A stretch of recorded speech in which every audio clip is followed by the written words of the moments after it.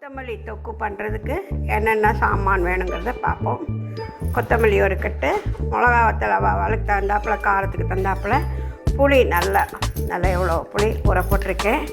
அப்புறம் பெருங்காயம் ஒரு ஸ்பூன், மஞ்சப்பொடி, வெந்தயப்பொடி, கடுகு, உப்பு, தாளிக்க எண்ணெய். இதுதான்.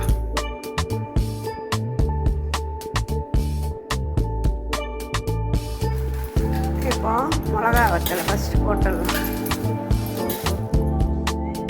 அடுத்து இந்த ஊற வச்ச புளியை நல்லா போட்டுடலாம்.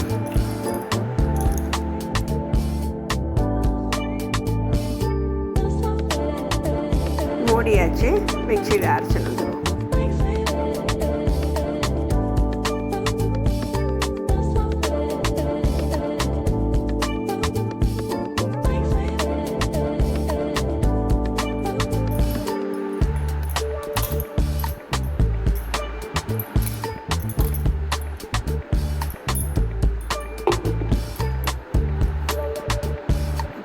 இதை அரைச்சிட்டு வந்துடுவோம்.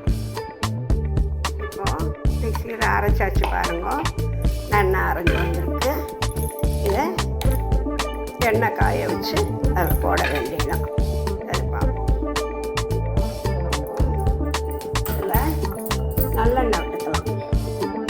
கொஞ்சம் எண்ணெய் தாராளமாகவே விட்டுக்கணும், தொப்புனால.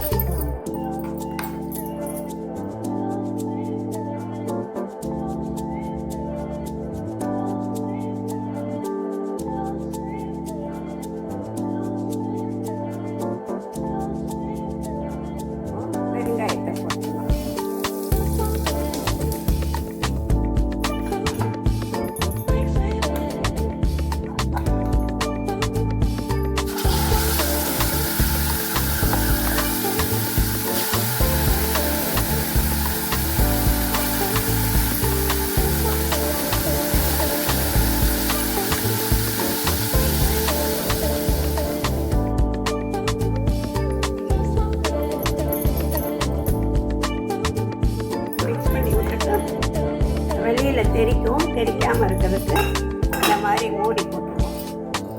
கொதிக்கட்டும். இப்போது இது நல்லா ஆயாச்சு. எண்ணெயை பூரா கக்கி எடுத்து பாருங்க. வெந்தயப்பொடி கொஞ்சமாக பட்டாச்சு. இதை நல்லா மிக்ஸ் பண்ணி விட்டுட்டு இறக்க வேண்டியதுதான்.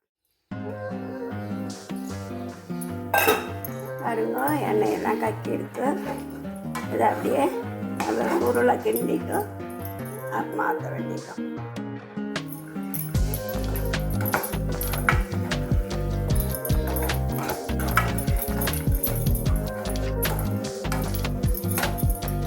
ரெடி ஆயாச்சு. அதை ஆஃப் பண்ணிவிட்டு ஆறினப்புறம் பவுலில் மாற்றிட்டு பார்க்கலாம். இது இப்போ நல்லா ஆறியாச்சு. உப்பு நான் கீழே இறக்கி வச்சு தான் போடுவேன். நீங்கள் வேணால் அது ஒன்றாவே போட்டு பண்ணிக்கலாம். தேவையான அளவு உப்பு போட்டுறேன்.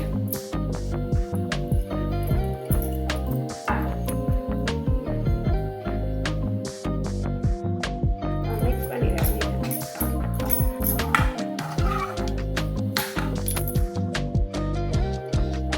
கமகமன்னு மணக்க பச்சை கொத்தமல்லி தொக்கு, பித்தத்தை தணிக்கும் பச்சை கொத்தமல்லி தொக்கு ரெடி ஆயாச்சு. எல்லோரும் பண்ணி பாருங்க, எல்லாருக்கும் பிடிக்கும்னு நினைக்கிறேன்.